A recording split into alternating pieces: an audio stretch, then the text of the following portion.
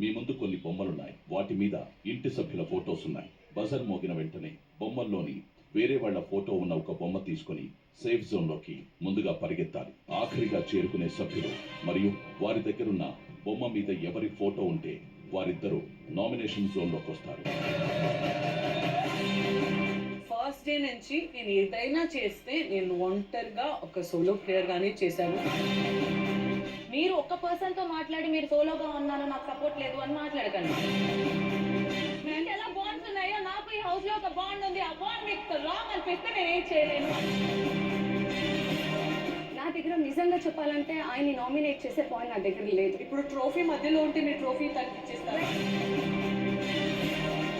నా వల్ల ఫాల్ట్ కాబట్టి, నా వల్ల నేను స్లోగా వెళ్ళాను కాబట్టి కన్విజన్ చేద్దామని అనుకోవట్లేదు. నేను నామినేట్ అవుదామని అనుకుంటున్నాను.